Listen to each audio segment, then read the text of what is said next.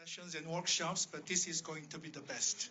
So please relax and enjoy the discussion. We have a great presence of the distinguished ambassadors here today.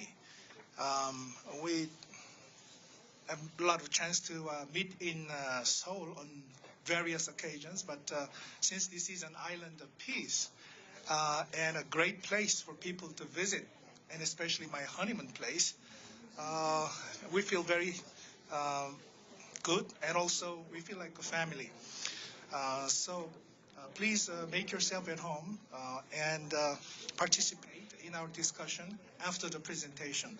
Let me introduce the ambassadors. On my left, here we have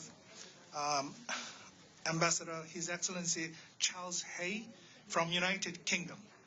Please give a big round of applause. And then we have His Excellency Ambassador Vikram Kumar Doraswamy from India. And next is the Ambassador from Japan, His Excellency Nagamine Yasumasa. And we have Ambassador from Australia, His Excellency James Che. And we have acting ambassador from the United States of America, His Excellency Mark Nepper. And we have His Excellency Yang Ho Lam, the Secretary General of the Korea, China, Japan Trilateral Cooperation Secretariat, which is based in Seoul.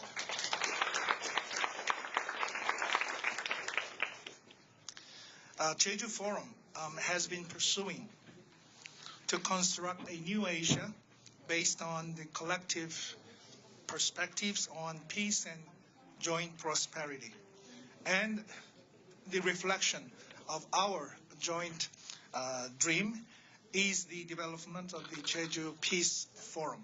Especially at every Jeju Peace Forum, we have had a diplomatic roundtable to listen to the real world experience from the ambassadors and to learn the lessons from the diplomacy in action.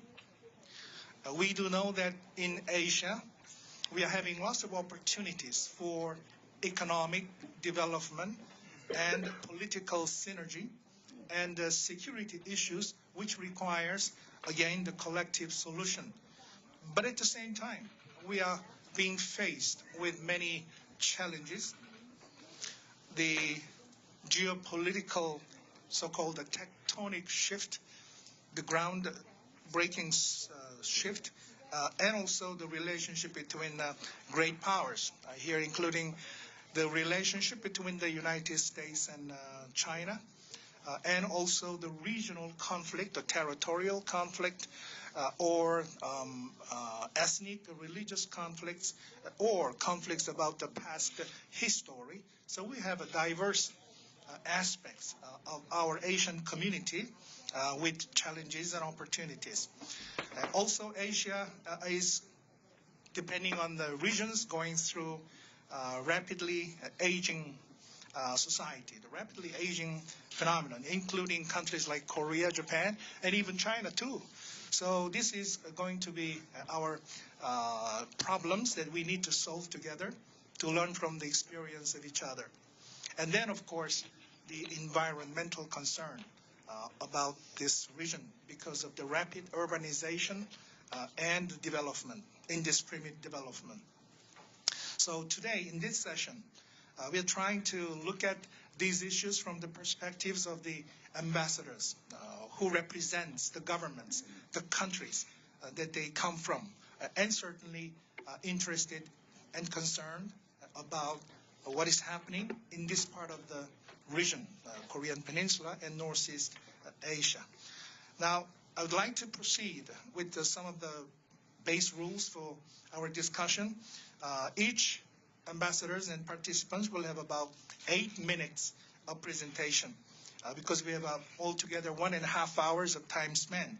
I wouldn't be so strict, so you can have like 1 or 2 minutes plus or minus. But if you exceed 1 more minute, then I'll start to ring the bell so that you can have the sense of time. And then, after the presentation, we'll have internal discussions. Maybe I can put some brief questions to the participants, and then we'll open the floor for participation by the audience. So, without much ado, let's start with Ambassador Charles Hay from United Kingdom. Charles.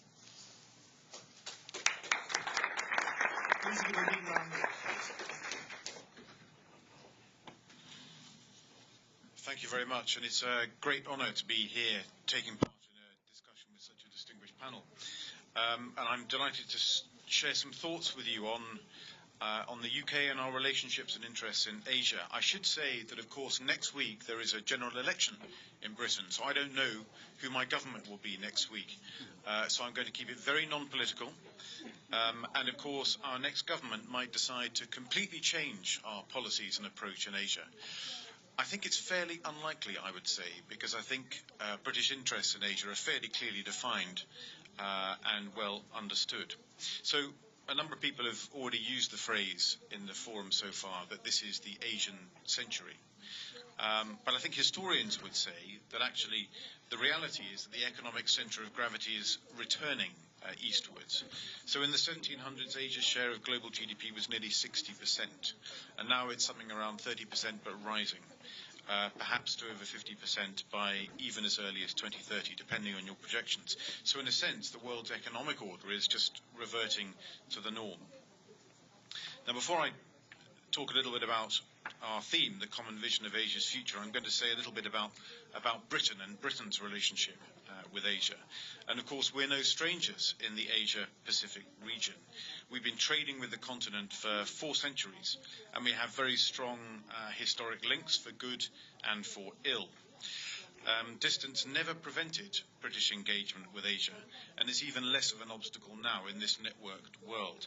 And over the past few years, we've deliberately increased our diplomatic activity here, our own pivot to Asia, if you like, or possibly a rebalance towards Asia. And it was notable that when Theresa May became Prime Minister, her first bilateral visit outside Europe was to India. And that, I think, speaks volumes about our commitment to enhancing Britain's relations across Asia.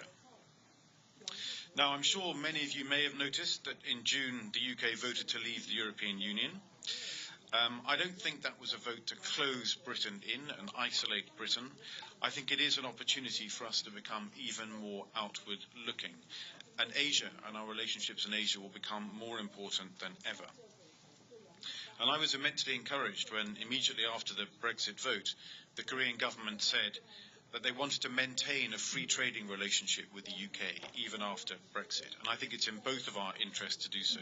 We're very strong trading partners, and we've now established a trade working group to take forward that work. Of course, we can only start formal FTA negotiations after we've concluded on our relationship with the EU.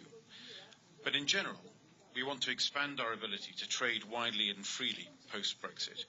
And the UK will carry on being a vocal champion for free trade, alongside Korea, of course, in the face of growing protectionist voices.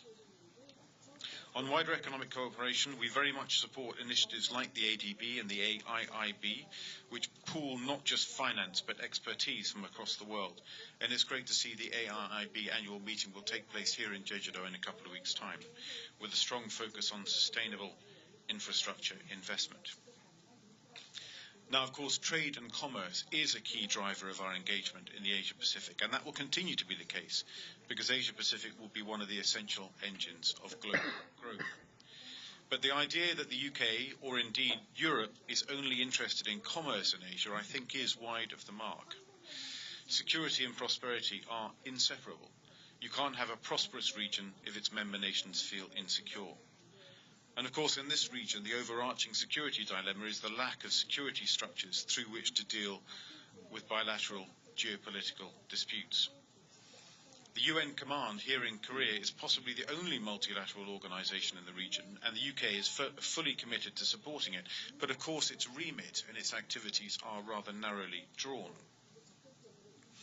From the British perspective, as the only Western member of the UN Permanent Five countries to have an embassy in Pyongyang, we take a particularly close interest in the threat to international peace and security posed by the DPRK, and that's an issue that, of course, has been discussed widely already over the last day or two, and I'm sure we'll come back to it.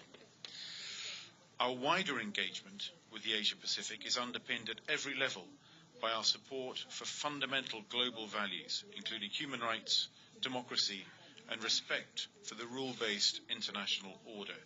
And we've worked jointly with the US and EU partners in particular to promote and project those values over the last 70 years. Asia as a whole has a key role in evolving and upholding these global rules-based order.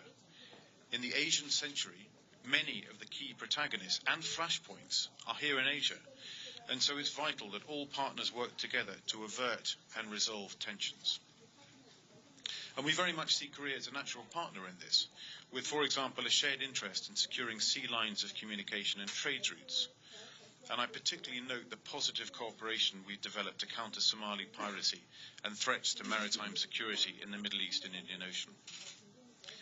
And if we think about security in its widest sense, the richer countries of the world need to support the poorest countries in Asia and elsewhere in the world, tackling food and health insecurity and working to stabilize fragile and conflict-affected states. Korea is a key partner here too, with a unique perspective of having come from developing to developed nation status. So I'll stop there, but I very much look forward to exploring some of these issues later on in conversation. Thank you very much. Thank you, Your Excellency Charles Hay, for your very clear and also very articulate views on perspectives on Asia from the UK, Great Britain. Next will be Ambassador Vikram Doriswan. Vikram.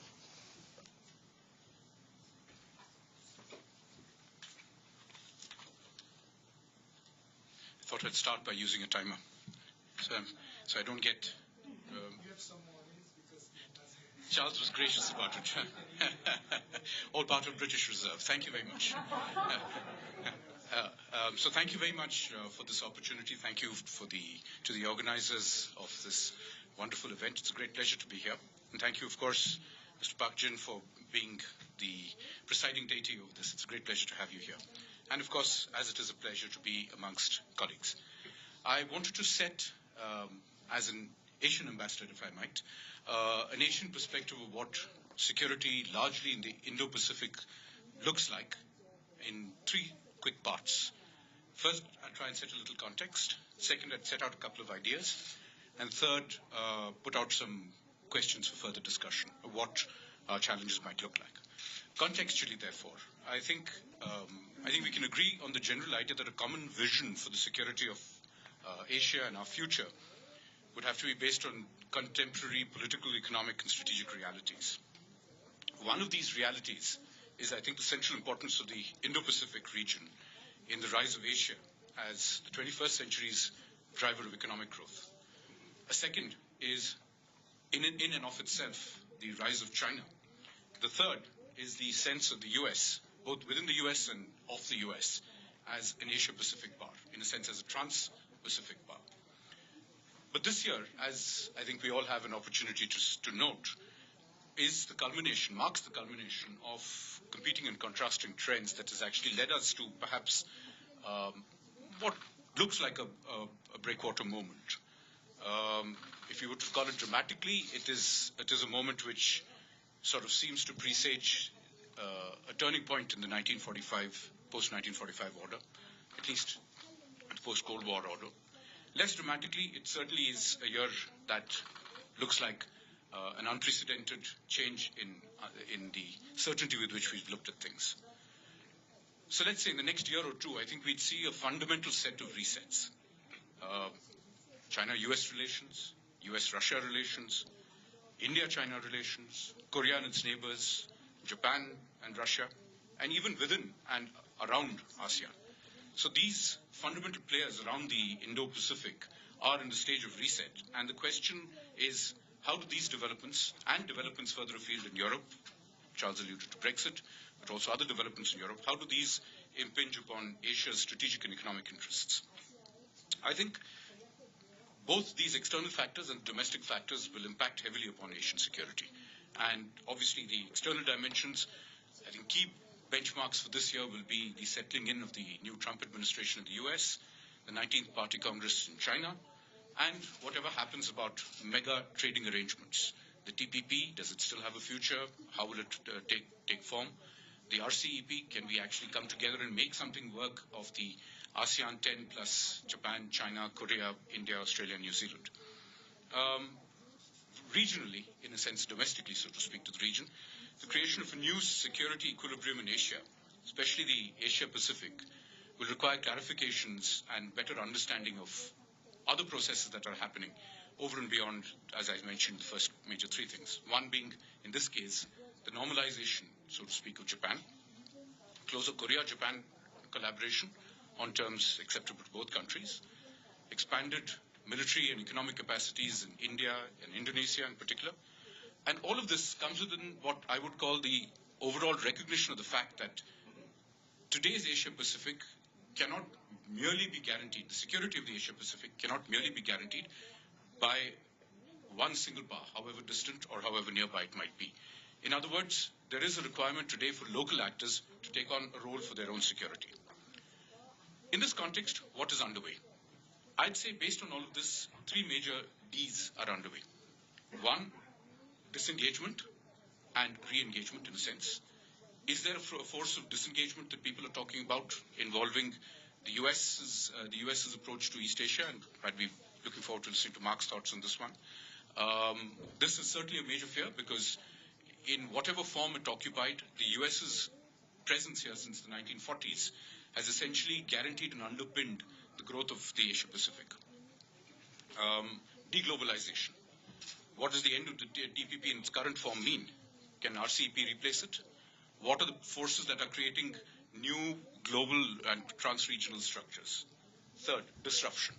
I think the key role played by countries such as Korea, ASEAN, Singapore in Asia, along with those of more familiar names, Japan, China, India. What is this going to lead to? Can these emerging major power centers in Asia create a new dynamic for disrupting the existing framework? Essentially, as Charles suggested also, disruption might be an easier prospect today in a security sense because, ironically, of the absence of a security structure within Asia. What do these factors mean to each of the major sets of players? Let me start by India. For India, disengagement by the West, if it happens, is a mixed blessing. I think there are openings, but there are also challenges. Deglobalization, if that happens, for us at this point of time in our economic modernization process, is nothing less than an absolute curse. And disruption could be useful. It opens up space for us. On the Asia-Pacific, in the Asia-Pacific in a broader sense, I think there is the prospect of changes to the region from the standpoint of relationships that are now being cast and recast between players in the Asia-Pacific with the US, with China, and with, of course, Japan, Korea, ASEAN, Australia, and India. I think the major challenge that we would look at from an Indian perspective would be the prospect of a condominium of interest between major great powers rather than an unsettled region. Why do I say a condominium of interest is more challenging from an Indian perspective? I think for proof of that contention, you only need to look at the history of this peninsula or any other divided or frozen conflict in Asia. From the South Asian region, which I think it's fair as an Indian representative for me to briefly mention, Nepal, Sri Lanka, Bangladesh, the Indian Ocean region, growing space within the strategic environment of Asia offers us options, but it also offers us the potential for India's rise to, if we do it properly, to lift the boats of our other neighbors also. Of course, if we don't do it properly, we'll have the kind of problems that we're already having. Globally, we tend to look at China-US as one of the major fault lines here, but I don't think that's the only one. The Russia-US fault line also has impact on Asia, particularly in Northeast Asia, but also in the Middle East. Russia-China relations, how do these impact on the rest of Asia? And existing Asian geometries. I was initially thinking of triangles, but it's more than a triangle now.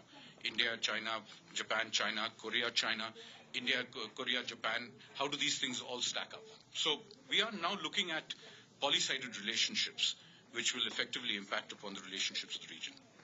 My closing segment is essentially that we are now looking at trying to come to ways in which we can formulate strategies moving forward. I think it is incumbent upon the nations of Asia to start developing new hedging strategies. We're all going to have to invest in newer partnerships that go beyond existing mechanisms. This includes plurilateral partnerships, a word I always stumble over. We all must start thinking out of regional boxes. It's long been accepted logic in Korea, for instance, I'd like to say, but including in India, that our major challenges are around the region. But it is important for us to be able to reach beyond immediate regions and establish new partnerships. So I would set before you the following important opportunities for us to invest in relationships to amplify this particular point. India-Korea, Korea-Australia, Korea-ASEAN, India-Japan, India-Australia, India-ASEAN, India-China. Each of these brings in a new dynamic for the region and is a necessary motive for creating a new process. 8 minutes and 30 seconds. I have another 30 seconds. Investing in respect for global commons and global public goods. This is again key as Asia develops in a security structure-free world. We need to understand the importance of these global commons and public goods. Like oxygen, you tend to miss it only when it's not there. And of course, we need to develop new Asian security mechanisms. EAS, ARF, they've had their utility, but we need to now find more trans-regional opportunities.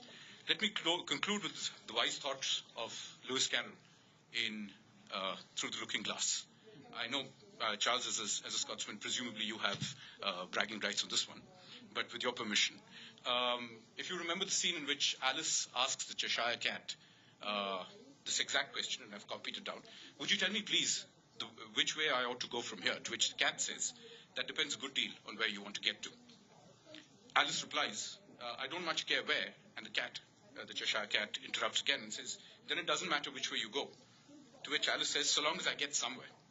To which the cat concludes, and this is my concluding point, oh, you're sure to do that if you actually walk long enough. Question is where you go. Okay. Well, thank you very much, Ambassador Doraiswamy, for your punctuality and also very efficient presentation. Let me turn to Ambassador Nagamine Yasumasa. Ambassador, please.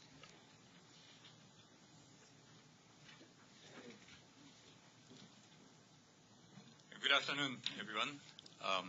My name is Nagamine, Japanese ambassador in Seoul since last August.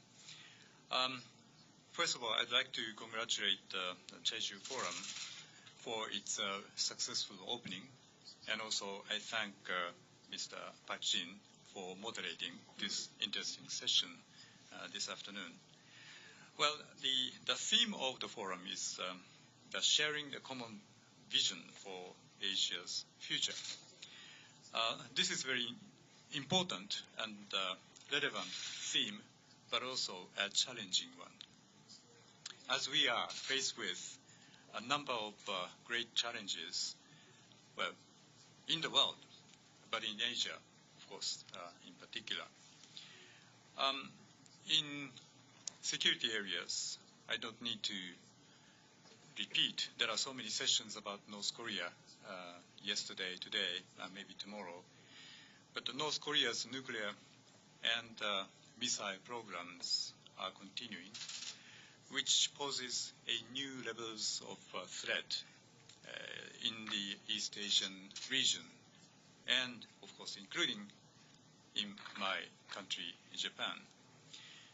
As recent G7 summit held in Italy recognized that North Korea's nuclear issue is regarded as a top priority in the international agenda. Japan, under such circumstances, seeks to strengthen the trilateral coordination among Japan, ROK, and the United States, but also very important to have an international coordination, cooperation based upon the existing UN Security Council resolutions to pressure North Korea with sanction measures. we feel that we need additional ones down the road.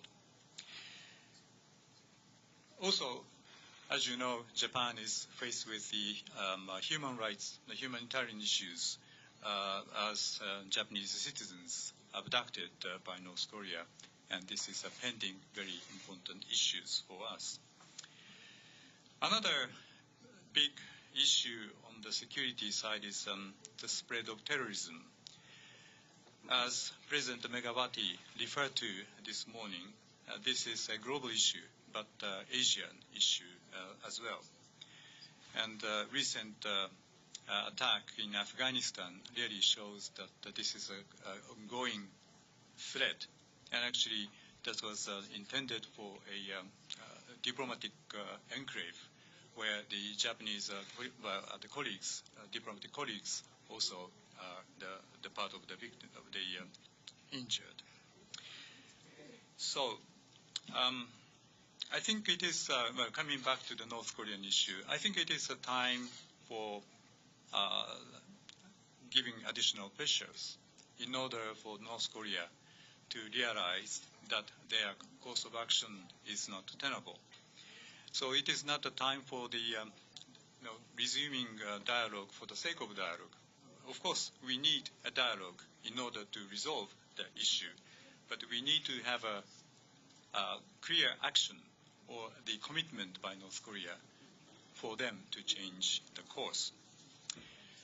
Turning to the economic situation, we could find some positive signals in international trade and investment and the financial side. But at the same time, the rising protectionism and the anti-globalization sentiments or geopolitical factors can contribute or can provide a significant risks for economic downturn. So under such circumstances, however, I think it is very important to stick to free and fair trade. Japan has consistently highlighted its importance. Japan is a party to the TPP, and we are committed to realize early entry into force of a TPP agreement. Japan is ready to make a significant contribution in order to achieve fair and free trade regimes prevailing in Asian Pacific region.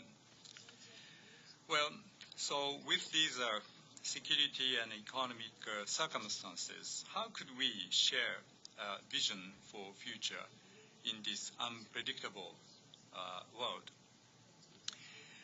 Well, certainly one point is very important. We need to reassure that the basic principles of adhering to the rule-based international order, which enables peace and prosperity in Asia and the world, and it is important to maintain them. In the security area, it is imperative to uphold the fundamental principles of settling international disputes by peaceful means, the rule of law, especially the rule of international law, including the freedom of navigation and securing maritime safety. In this connection, I would like to share with you an initiative or kind of strategy Japan has been promoting in the past years as a kind of strategy deeply relevant for the future of Asia. This strategy, proposed by Prime Minister Abe last year at the TICAD 6 meeting in Nairobi, Kenya, it is called Free and Open Indo-Pacific Strategy. Vikram also referred to that kind of connectivity of Indo-Pacific oceans. But this strategy has much to do with that kind of connectivity. Strategy is designed to, first of all, based upon the firm conviction that Asia continue to play a vital role as the most prominent growth center, and the Africa continent is providing a full potential for a further development on a global scale. We believe that the further dynamism will be generated by interactions of two continents, and the two oceans, Pacific and Indian Oceans, are the common areas of connectivities between the two continents as free and open oceans. And then upon this strategy, we will provide the development assistance and trade and investment programs, and then the promoting the connectivity between the two spaces through oceans of Pacific and Indian Oceans. In order to have a success in this kind of strategy, there are 2 points very important. One is to maintain ocean as open seas. The principles of safety, maritime safety, and freedom of navigation, once again, is a very important guiding rules in order to have a successful connectivity between the two spaces. And secondly, when it comes to infrastructure building, I think it is very important to provide a quality infrastructure programs to cover those areas. Japan has started the kind of a promotion of quality investment strategies and principles, which has been put into the G7 declaration last year in Iseshima, and also it was endorsed by G20 last year in the meetings in G20 summit.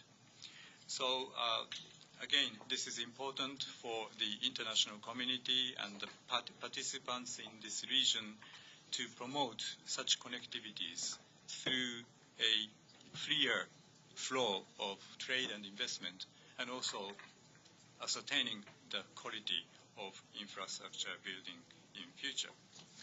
So I'd like to just share with you this kind of idea to look into the future of Asia, which is situated in a wider scope. Well, before concluding my remarks, I think the time is still one minute. Yeah, okay. Before concluding, I would like to say that this Jeju Forum is now held in the third week after the new President Moon Jae-in of ROK started to work. This is a very important juncture, and Japan looks very much forward to closely working with the new Korean government with a view to creating a future-oriented bilateral relationship between Japan and Korea, and also with a view to coordinating and cooperating further for peace and stability and also prosperity in Asian region and beyond in a global sense. So with that note, I'd like to conclude my remarks at this stage. Thank you very much. Well, thank you, Ambassador.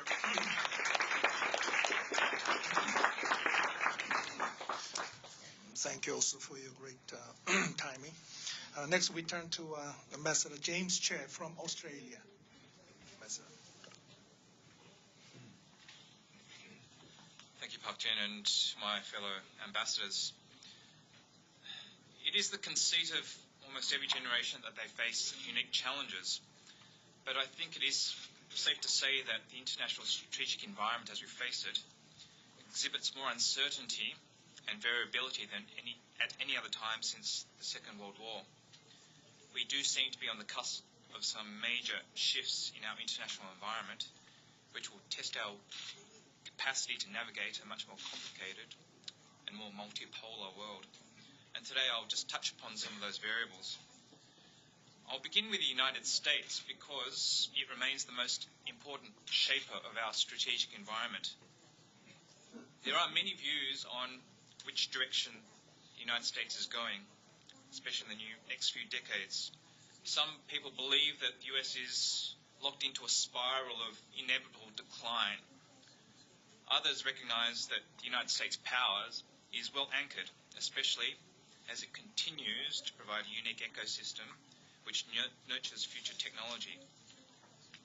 But what is clear is that the margin of the United States primacy is likely to narrow as China gains more economic and strategic weight, and as other countries, such as India, exert greater influence.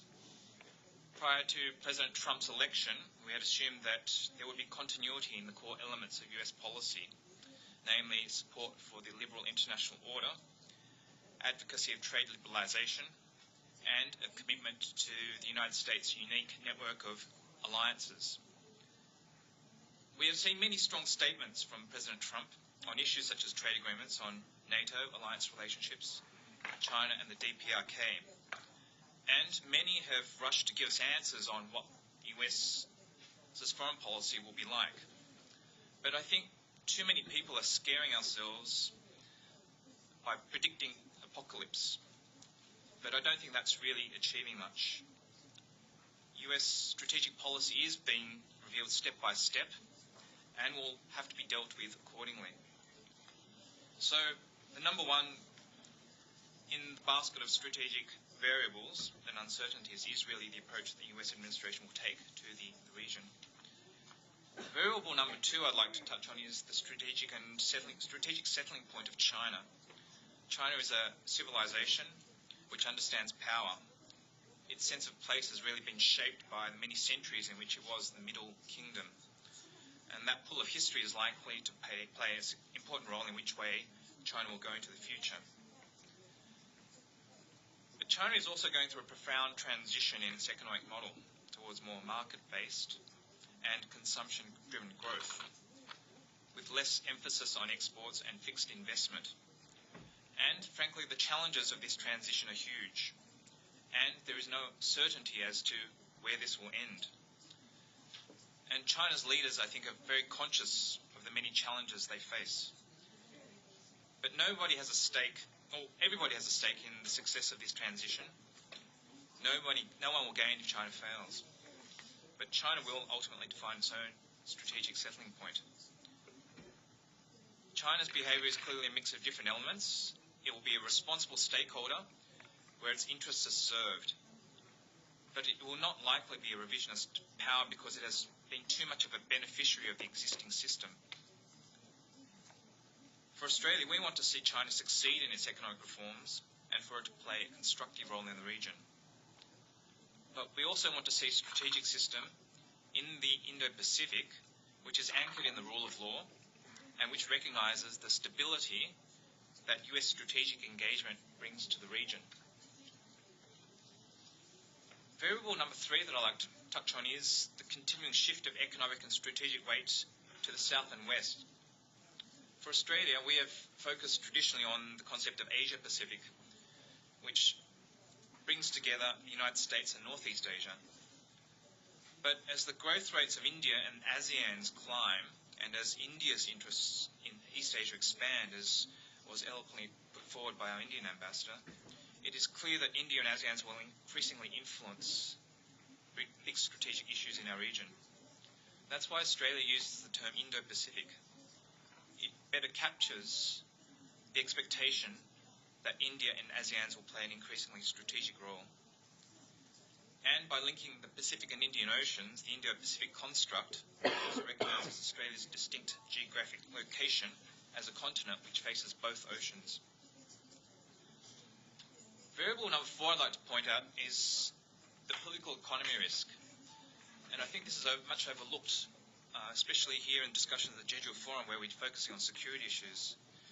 I think it's the risk of tepid economic growth and flattening international trade. And frankly, you can see this risk emerging in China with its flattening growth, although China's political system is very different from other political systems in the region. Today, virtually all the major regional economies face deep structural economic challenges. And in almost all cases, their political systems are struggling to embark on the reforms needed to address these challenges. It is here that the intersection of economics and politics that the biggest risks to the Indo-Pacific growth story lies. Many countries in the West are dealing with issues such as inequality and polarization, and I think we'll see those issues emerge in the Indo-Pacific as well.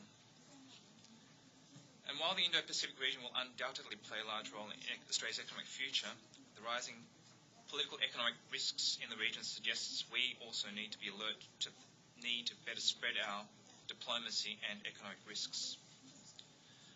It's against that background that I want to just make some mention of the rules-based order, which has already been discussed by previous ambassadors. The Indo-Pacific region has benefited significantly from the rules-based order, which has been underpinned by values such as the rule of law, free trade, and open markets. Over the coming decades, the rules and institutions that help sustain regional stability and an open global economy will become increasingly important. But the threat to the rules-based order is in the lack of will to enforce it. Australia believes that we need to do much more to reinforce the rules-based order. Otherwise, we may be facing a future shaped more by power than by rules. This is where countries such as Australia and Korea are natural partners. As like-minded democracies, with a shared commitment to the rule of law, enhancing cooperation with other like-minded states in the region will be critical. We have a common interest in reinforcing a consensus about the liberal international order. And we should be doing this by partnering more closely with other democracies in the region, from India to Indonesia, Japan, and other ASEANs. Apart from the economic and security rules in the global order, we need to realise that treaties and other multilateral agreements promote our values and help interstate cooperation. They facilitate trade, investment, transparency, and prosperity. Australia will also look to work closely with Korea and other like-minded partners in the long-term tasks of building inclusive regional institutions, of which the East Asia Summit is the most important. This signals that we want to build institutions in the Indo-Pacific that can buttress stability, and that these institutions should promote fundamental principles such as the peaceful resolution of disputes and adherence to the rule of law. Navigating a multipolar Indo-Pacific region will test us in ways that we have not been tested before. And like-minded countries, such as Korea and Australia, will need to work even more closely in forging a common view on the importance of regional institutions and international rules to respond to the future challenges of the Indo-Pacific region. Thank you very much. Thank you. Thank you, Ambassador. Next, we turn to Acting Ambassador of the United States, Mark Knepper.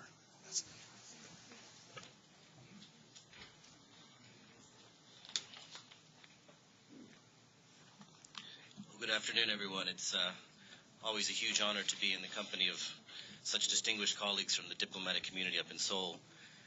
And for those of you who were able to watch this morning, former Vice President Al Gore's very moving and meaningful address, all I ask is that you don't hold me to the same standard. But I would like to briefly just talk a little bit about U.S. engagement in the region and continuing the metaphor of a shared vision for Asia. I would just say that if you look at U.S. engagement, you have to look at it through a number of lenses. And I think that although U.S. policy in various areas continues to evolve, I would say that the basic lenses through which we look at the region fundamentally remain the same.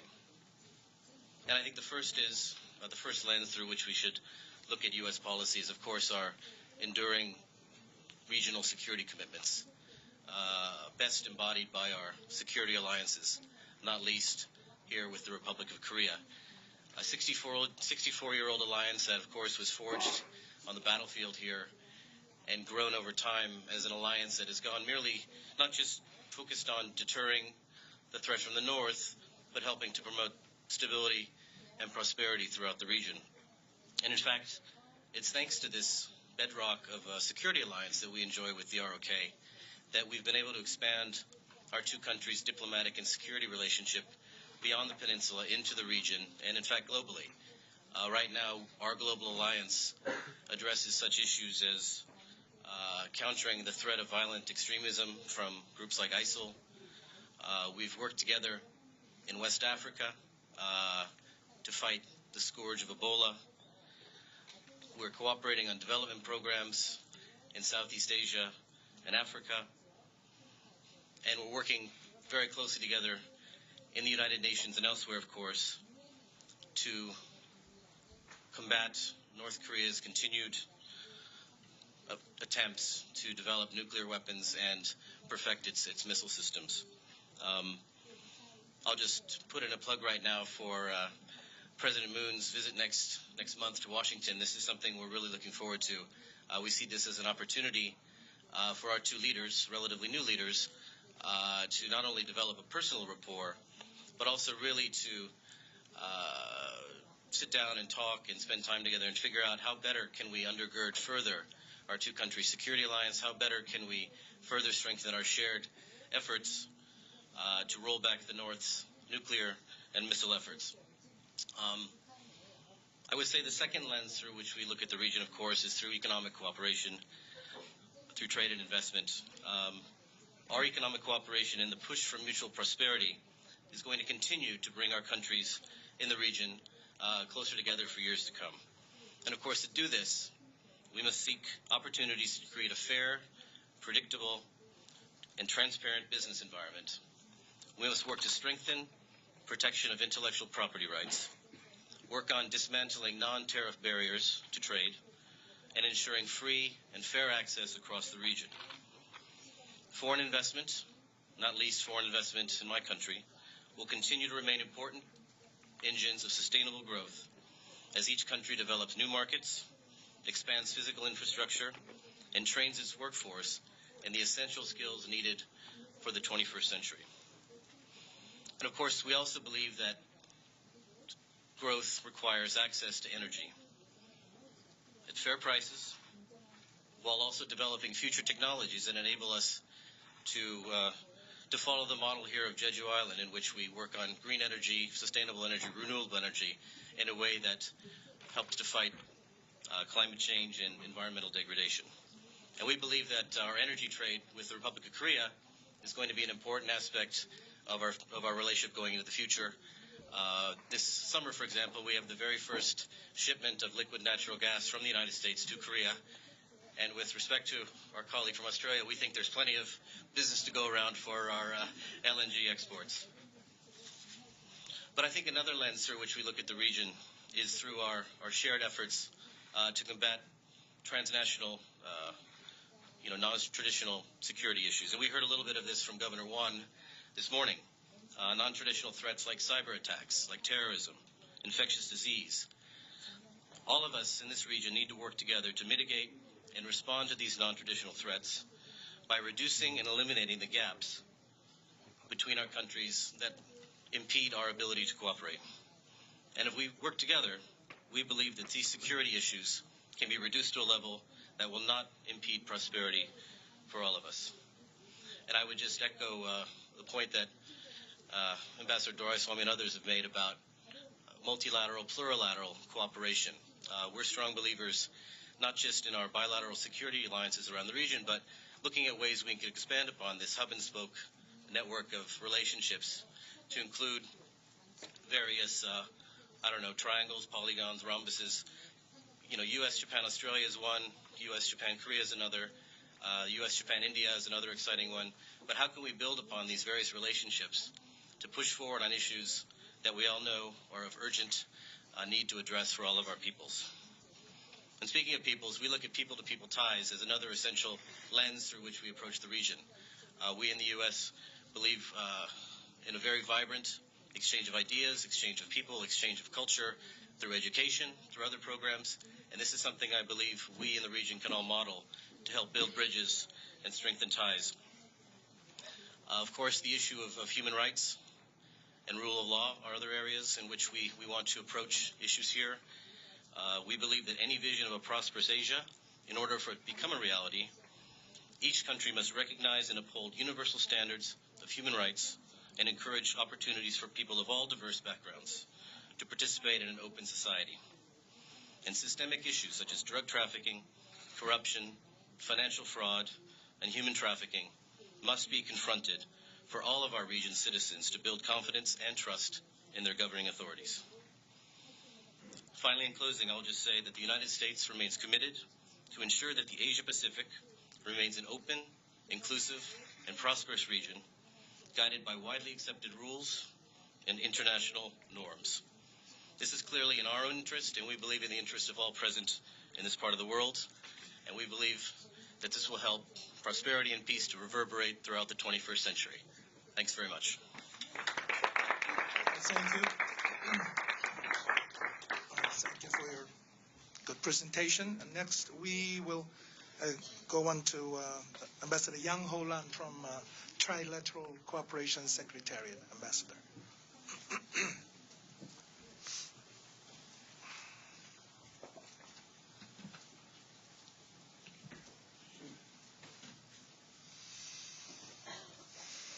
Your Excellencies, dear friends, good afternoon. It's very happy to have a chance to share some ideas about the trilateral cooperation with you. And today, I didn't take any written papers, so I just share some ideas with you in a relaxed way. Everybody knows that China, Japan, and Korea are most important economies in the world. The GDP, trade volume, and outside investment all account for more than 20% of the world. So if these three countries can build an economic community, they will be the third largest economic community after European Union and the NAFTA. Anyway, our three countries' cooperation still very young, almost 18 years. But we can see in the past 18 years, trilateral cooperation has made great progress. We have already established 21 ministers meeting mechanism and 68 official communication mechanism and more than 100 trilateral cooperation program and the different seminars, forum, and others. And for the three government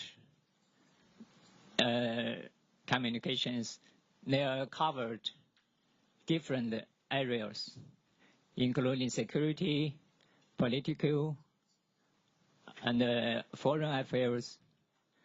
Three countries' foreign affairs, negotiations, and communications on Latin American, Asia, and Africa also. And for the economically, three countries start the cooperation in 1999. In that time, our three countries trade as 130 million US dollars.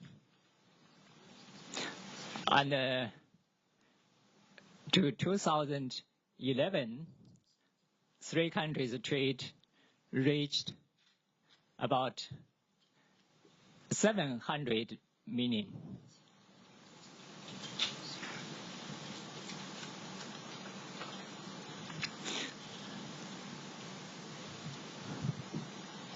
No, 700 billion, not a million. Yeah, billion. Sorry.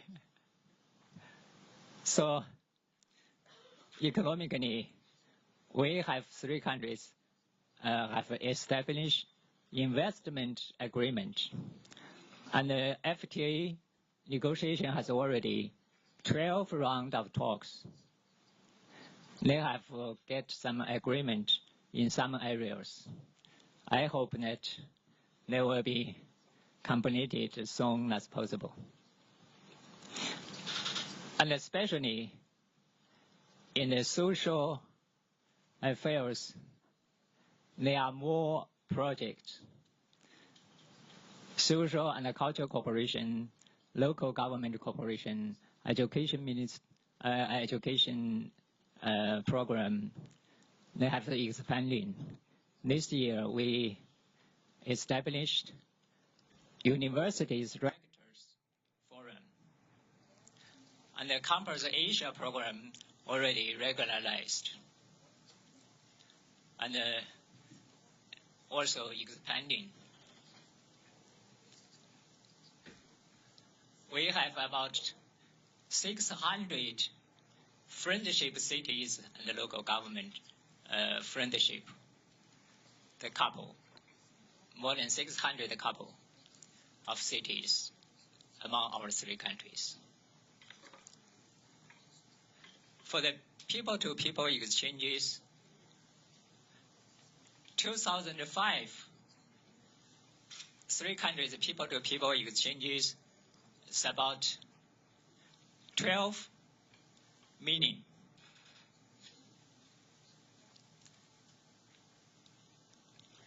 In 2015 reached 24 million, doubled.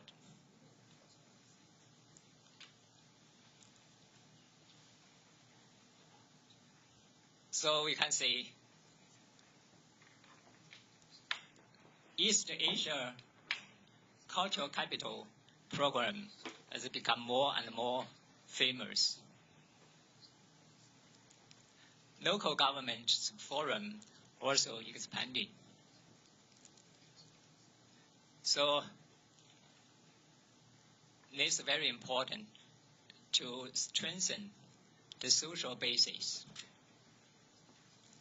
So 3 countries' cooperation has made great progress. But now we also face some challenges, because everybody knows now in the world, sluggish global economic growth is a general trend. And the backlash against globalization and the regional integration also happened everywhere.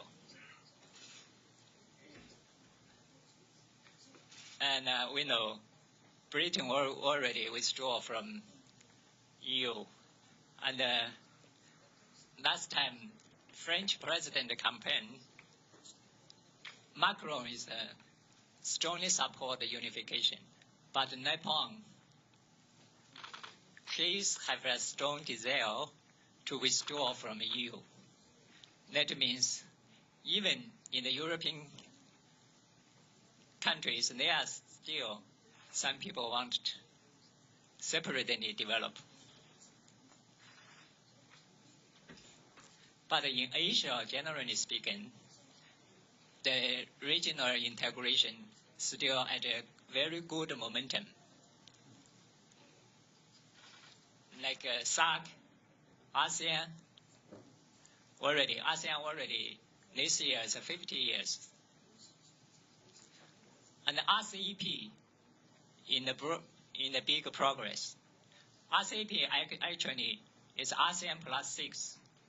ASEAN, China, Japan, Korea, Australia, New Zealand, and India. And East Asia's leaders has a vision that to 2020, we will build East Asia economic community. No matter how to promote regional integration and how to promote world economic growth, our 3 countries will play a very important role as a driving force.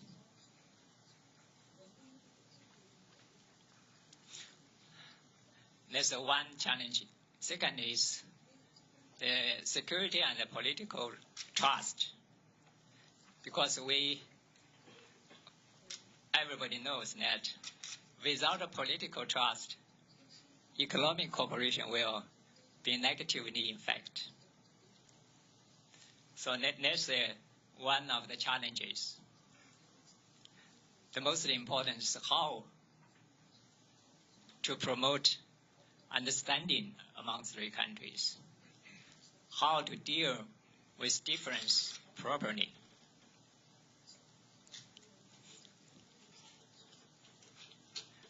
The third challenge is social basis. People-to-people understanding still not very high. So this is also some negative impact on the economic cooperation. But you know, three countries' economic cooperation has a very, very big potential. We can say European Union economic interdependence takes about 62%. NAFTA, 45%. Even ASEAN, 24%. Our three countries' economic interdependence less than 20%. That means we have big potential to promote cooperation among our three countries.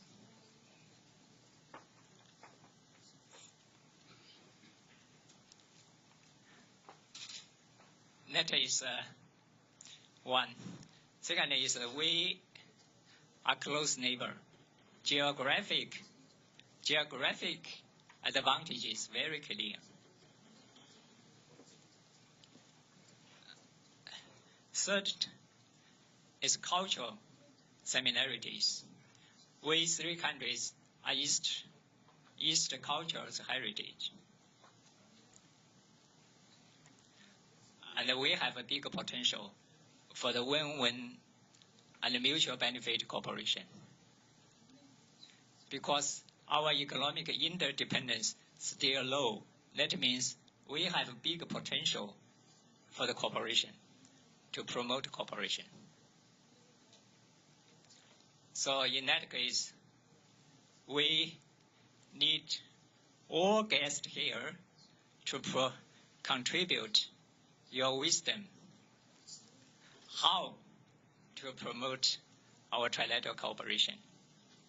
That is not only benefit our three countries, three people, but also will benefit this region and the world economic growth. So actually, I'm confident that our trilateral economic community will building completely as soon as possible, because three countries, government and people have very strong desire to build this kind of community. And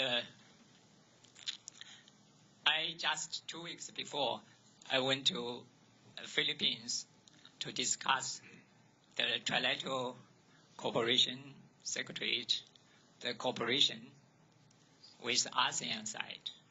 So Philippine side has a very strong desire to cooperate with our three countries, because they said that if our three countries can build as economic community, they will promote the regional economic integration.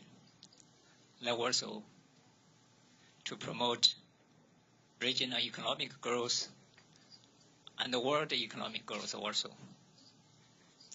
So in that case, I'm confident that trilateral cooperation will be at good direction. I think the differences among three countries will be dealt with properly.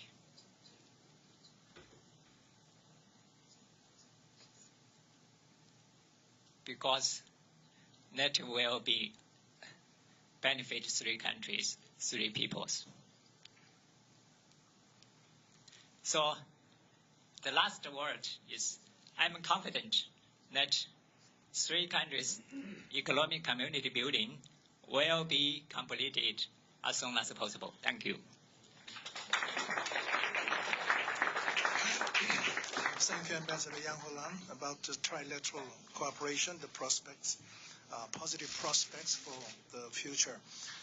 Let me ask very brief questions to each of the ambassadors before we open our floor. We have got about 25 minutes left, so let me divide it into half and half. If I may ask a question to Ambassador Charles Hay,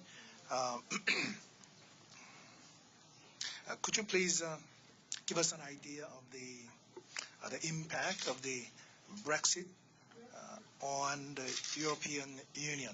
I know that the reaction would be different according to different countries, but here from Asia, we are watching with great interest and concern about where is Europe going and what would be the role of Britain after the Brexit. And because we have the Korea-EU FTA, which as the chairman of Foreign Affairs Committee and Trade, I personally endorse the Korea-EU FTA. If Korea and Britain settle a new bilateral FTA, would that be different from the existing Korea-EU FTA or very similar? Please give me an answer in 2 minutes.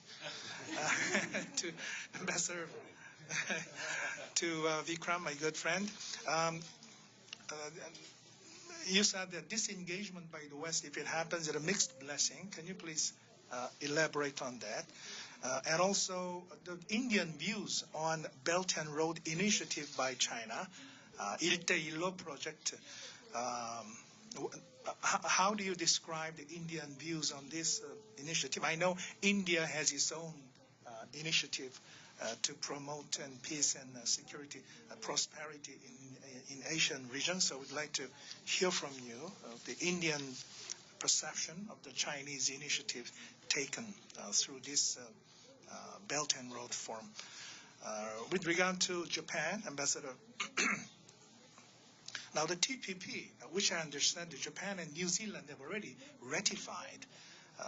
So how is Japan going to deal with the TPP without the United States? What is your ideas to continue with the momentum created by the TPP? Of course, Korea is not a member of the TPP. We are going to join the TPP, and then the United States said we will withdraw. So we have mixed feelings about this. But I would like to hear from you. And Ambassador, if I may ask a question about our bilateral relationship. We know that we still have a lingering unease about our relationship because of the past history. There is a bilateral agreement between the two governments on the comfort women issue. So obviously the new government is going to take up this issue and try to find solution to improve our relationship between Seoul and Tokyo to move towards future-oriented partnership, as you have rightly mentioned. So as an ambassador, what is your view on resolving this problem and moving ahead towards the future relationship? To Ambassador James Che, Australia is a kind of representative country with a middle power diplomacy. In the previous session, we had discussions on this middle power diplomacy by the like-minded countries, Korea, Indonesia, for example, and the compliance to the rule of law. How do you assess the role of Korea in this area, the middle power diplomacy, and what areas do you think that Australia and Korea can make further cooperation to make this much more fruitful program? To Ambassador Mark Nepper, we have had a series of high-level American leaders from the government, including the Defense Secretary James Mattis to Seoul, And then Secretary of State Rex Tillerson and Vice President Mark Pence. So according to this speed, President Trump should come to Seoul next month. But maybe there is a Korea-U.S. bilateral summit meeting, as you have predicted, which will be very important for both governments to get to know each other, especially the new leadership, and to find a good way forward for the Korea-U.S. alliance. Now, having said that, the countries in Asia have still some sense of uncertainties about the new administration in terms of what kind of Asia policy is President Trump is going to present to the region compared to, say, pivot to Asia by Obama administration or rebalancing policies. So how would you describe the new administration's Asia policy? Finally, Ambassador Yang Ho-lan, I have a data actually, which is very interesting, that the three countries in Northeast Asia, Korea, China, Japan, take up 18% of the global trade, take up 20% of the global total population, 23% of the global GDPs. Am I right? I don't know. Maybe it's a little bit more higher than that. This is a very conservative estimate. Now, why we are not able to make a relationship like Britain, France, and Germany? I guess if Europe could somehow create a European Union, of course, Britain has come out, but if European Union can be developed, why can't we do that? And how can we resolve this problem? And for the Trilateral Cooperation Secretariat, please, if you can assess the achievement of your organization and what do you need to promote your role in this region? Do you need more budget, more program, or more attention? Or what kind of support do you need? Please let us know publicly that, because this is a very important trilateral collective efforts to create a sense of community in this region. So I'd like to hear from you. Thank you. A nice, easy question on Brexit. So the first thing to say is that until March 2019, the UK remains a member of the European Union. It's a kind of an obvious point, but it's in recent surveys, quite significant percentages of people, even in Britain, think that Britain has already left the European Union. Well, we haven't, not yet. March 2019 is when it will happen. To take your second question first on what kind of FTA we could expect to see between the UK and Korea, I think the reality is that there's not enough time to negotiate a new FTA. So I think what we'll aim to do is we'll aim to find some way of continuing the provisions of the existing EU-Korea FTA with the UK. What we want to avoid at all costs, and what the Koreans also want to avoid, is a kind of cliff edge where all of a sudden we start having to impose tariffs and actually impede free trade. So we need to avoid that at all costs. And then maybe in the coming years we'll look to negotiate a kind of bespoke UK-Korea FTA. I think that's the way that it'll probably work. Your other question about the impact of Brexit on the EU, well, it sounds a cop-out, but I think it's too soon to say. It's also too soon to say what the impact is going to be on the UK, because we are in this process of departing. But the one thing I would say is that during this coming couple of years, there are two big bits of negotiation that need to happen between the UK and the EU. The first is the terms of departure. So that will be how much we pay, how much the UK pays into the European Union, and what the rights are of British nationals in Europe and European nationals in Britain. That's one big set of issues. And then the other set of issues is what will the future relationship be like between the UK and the European Union. And that will be about our future trading relationship and commercial relationship. And at the moment, we're just talking about the first set of negotiations. My current government wants to discuss both sets of issues in parallel, but there are someone in Brussels who would like to deal with the departure issues first before moving on to the future relationship. Until all that has become clear, then I think it's too soon to say what the impact is. But I mean, I think the most important point perhaps for the audience here is that these next 18 months will be difficult. There'll be difficult negotiations, and there will be some very public disputes between the UK and the European Union played out across the press. But I strongly believe that it's in both sides' interest to come to an amicable agreement for the future, because we are, of course, going to remain neighbours geographically and each other's most important trading partners.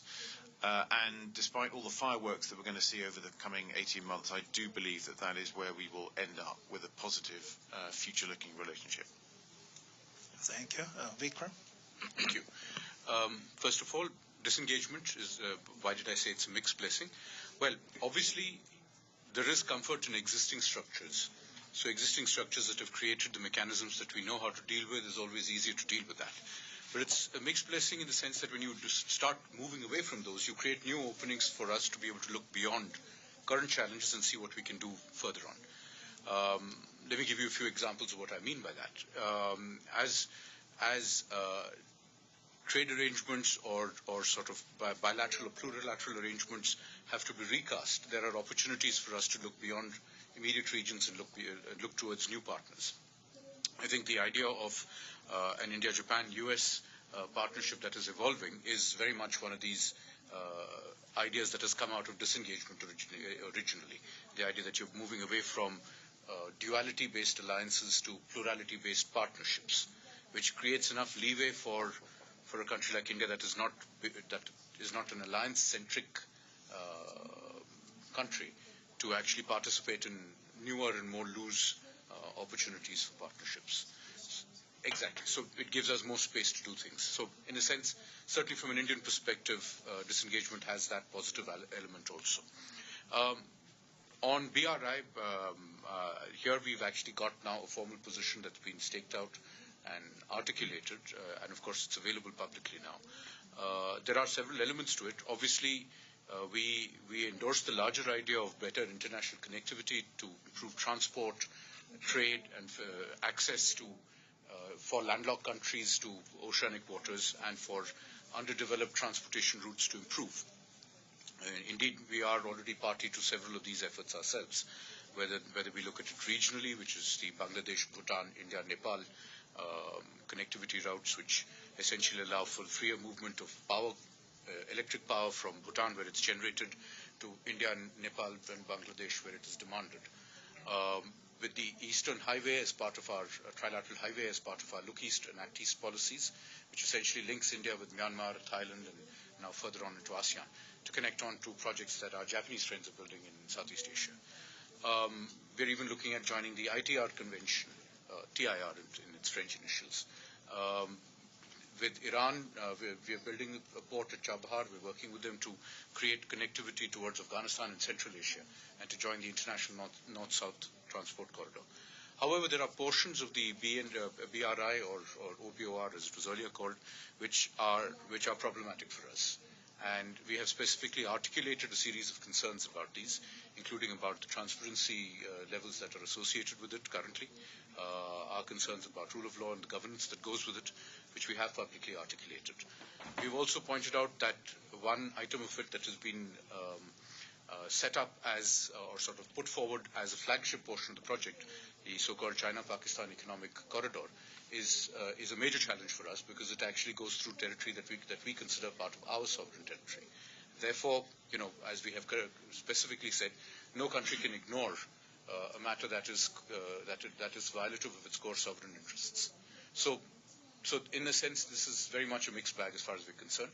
But we had and continue to have had an offer on hand to engage with our Chinese partners on the dialogue about this, to try and at least assuage some of these concerns. Thank you. Ambassador Nagamine. Well, thank you, Mr. Park Jin, for the questions. The two-part questions. First is about the TPP. Well, in fact, recently, ministerial meeting among the TPP 11 countries were held at Hanoi. And then there was an agreement. The one parties that they agreed to put this TPP agreement into force as soon as possible. But the second part is that the 11 countries will explore the possibility of the open question of how we can invite United States into the framework. That is one of the consideration. But there are kind of options for future course of action. So the TPP 11 countries will focus on the issues as well. And in the past, Prime Minister Abe, whenever he met with President Trump, talking about the significance of the TPP, and then we believe that we have got some kind of understanding of that kind of the significance of the TPP held by the new administration of the United States. And between the two leaders, it's been agreed to that we need to have Asian Pacific kind of framework for the trade and investment so that we will be able to work with the United States towards that end. And Japan is somehow kind of entrusted to function as a kind of bridge between the 11 countries on the TPP and also the United States. So we are committed to serve that purpose. We will have a high level of discussion in Tokyo sometime in July among the 11 TPP countries. So we will focus on those important issues for the fate of the TPP. And second question is the bilateral relationship between Japan and Korea. And first of all, you referred to the agreement on comfort women that was reached an agreement on December 2015. And that was a historic agreement which was announced by Japan and Korea together in front of the international community. That was very much welcomed by the international community. So this agreement should be honored and then faithfully implemented. That is a position held by Japan. We continue to keep this position and then discuss with the new government with this position. And after the inauguration of the new president, Moon Jae-in, there has been quite a good communication between two leaders. Already 2 telephone conversations have been made, and also the President Moon Jae-in sent a special envoy, Mr. Moon Hee-san, to Japan, and there was a discussion at a highest level. So we have a positive opening of our relationship in the past 3 weeks. So as I said in the podium, that we look forward to further this relationship to move on. And then both sides agreed, so to say, the common understanding that any issue or thorny issue shouldn't stand in the way to advancing the overall bilateral relationship between Japan and Korea. So with that spirit, we will continue to work with the new government for the betterment of our relations. Thank you. Okay, Ambassador James Che. Thank you very much. Your question asked about how I assessed Korea's role as a middle power. I won't go into definitional issues because the previous session talked about middle powers, but I think Gareth Evans, my former foreign minister, noted that my current government prefers the term pivotal power. So sticking to the term that we use, I'll use pivotal power. I think Korea's come a very long way as the 11th largest economy in the world, as a contributor to institutions such as APEC and the East Asia Summit. It recently finished a term as a non-permanent member of the Security Council. It's played a role in the Human Rights Council in Geneva. It's contributing to international efforts, setting the norms, what I call the international, liberal international order, the rules of the road. But at the same time, I think Korea can go much further. Korea's got soft power capabilities. It's now got hard edge capabilities. It's a military in its own right.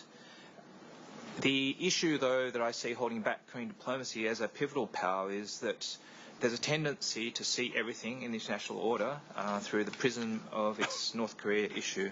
And we acknowledge the fact that North Korea is a security issue for South Korea. It's an existential issue. But at the same time, as the 11th largest economy, as a significant power in its own right in the region, it can do much more to be a net contributor to what we call international public goods, international norms, rules of the road. And that's where we want to see Korea play a greater role in the region and international affairs.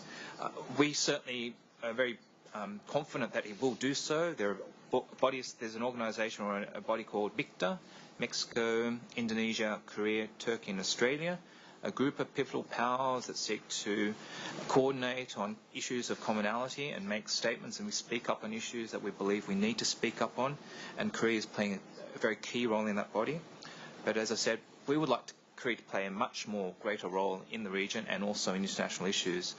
As we discussed before, through plurilateral, multilateral agreements, through multilateral groupings with India, Japan, other like-minded countries in the region, I think Korea has a much greater role to play. Thank you. Ambassador Mark Knepper. Let me start by saying I agree with everything that Ambassador Che just said. But on the subject of U.S. engagement in the region, Dr. Park, you kindly sort of listed all the senior visits we've had in recent months since the January 20th inauguration. You missed one, though. We had the director of the CIA here as well. And the only two countries that have had 3 cabinet-level visits and 1 vice presidential visit since inauguration are Korea and Japan. And I think that says a lot about the meaning with which our new administration attaches to this region, to our relationship with this region, through high-level diplomacy. And while of course you said, well, if it's not the pivot or the rebalance, what is it? I don't think we're necessarily looking for a slogan or a bumper sticker just yet. I think we're looking at how our actions and our engagement define our role here and our commitment here. Among the first visitors to see President Trump, we had, of course, Prime Minister Abe. We had Xi Jinping. Just today, in fact, tomorrow, we've got Secretary Tillerson going to Australia and New Zealand. And so if I were to say sort of what are the kind of basic elements of our engagement, I'd say one is, high level and ongoing and close engagement with our allies. That's key. That's number one. I'd say number 2, of course, is close and enduring engagement with the PRC, with China. As we've seen, President Trump is working very hard to build a personal and trusting relationship with Xi Jinping. And, of course, subject number 1 is dealing with the DPRK. And I would fully expect this to continue. I think a third element would be our engagement with, strong, maybe still in some ways emerging partners like India, like Vietnam. President Trump just hosted in the Oval Office the Prime Minister of Vietnam, Prime Minister Phuc. And, of course, I think we're going to see the Indian Prime Minister, Narendra Modi, coming to Washington as well next month, right around the same time as President Moon. And so I think, we're seeing very strong signs, in my view, that this new administration is fully committed to being engaged in this region. And while I can't promise a President Trump visit here to Korea, I shouldn't say here to Seoul, but here to Korea anytime soon, the President is committed to attend the APEC and EAS meetings this fall in November. And, we certainly hope that he can find the time in his schedule to drop by here as well. Thank you. Ambassador Yang Ho-lan. Okay. Thank you. And for you said that how to compare with the European Union's idea, and Germany, French, Britain, they truly gave us a very good examples actually, and how to deal with some sensitive issues. And the European Union has given us some good examples, I think. How to deal with these sensitive issues. I think 3 countries, the leaders especially, should have more communications to promote understanding among 3 countries. That's important. Only understanding and communication, that's the only way to increase the understanding among 3 countries. So how to do that? I think all three countries should promote this kind of communications, negotiations. That's very important. For the Trilateral Cooperation Secretariat, we established at 2011, and our duty is to follow the leaders' agreement. That's the first, the leaders' agreement. So our duty is to be trilateral cooperation's stabilizer and thruster of trilateral cooperation. So we have to follow the implementation of leaders' agreement. Second is we also joined the government mechanism, including leaders summit, including ASEAN +3, three countries leaders summit, and the ministers meeting mechanism, and also official communication mechanism. Third one is we have actively participated in the 1.5 track or 2-track program, including education,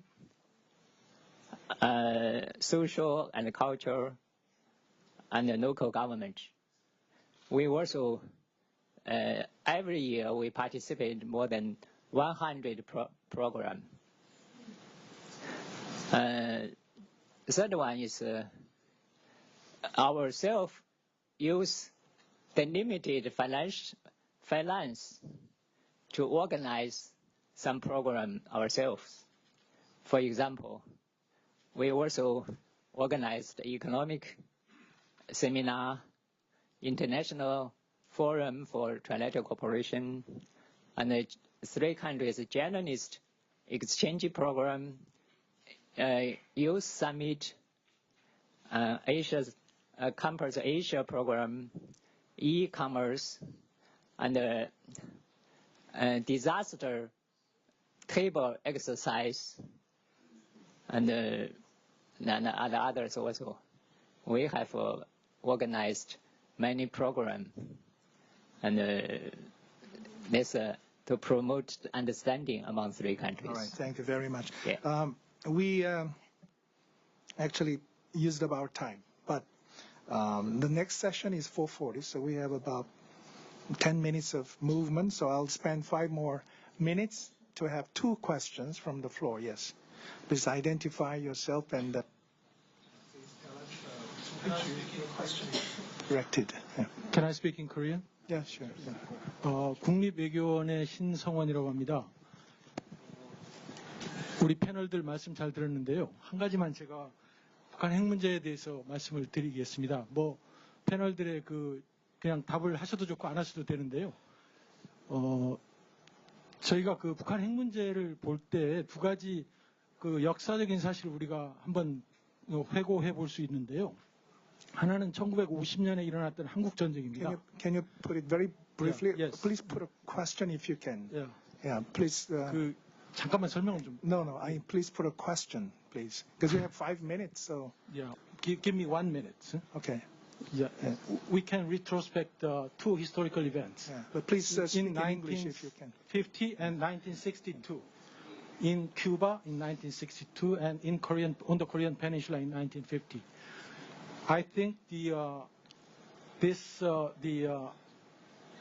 two China and United States confront each other militarily on the Korean Peninsula in 1950, and they inflicted heavily personal damage and the victims. About 30,000 Americans died, and the huge numbers of Chinese perished. And so I think they intentionally conflicted militarily on the Korean Peninsula because the North Korean leader invaded Korea, surprising manner. So in 1962, the Soviet Union and the United States diplomatically successfully avoided the conflict, which loomed in Cuba. So I think confronting this North Korean nuclear issue, I think the United States and China should maybe compromise once again this North Korea's nuclear challenge. I think if China can control the North Korea's WMD, the arsenals and the materials, etc., including the nuclear weapons, and the United States receding from the Korean Peninsula, and give and take something like this, and then creating some kind of security architecture on the East Asian region. I think some kind of compromise should be needed. In 1962, we could see the America withdrew the tactical nuclear weapons from the Turkey, their NATO ally. Comments, so what is your comment on this? Okay, we take it as a comment, and then maybe you can discuss it after this seminar. Can I take one more question from the floor?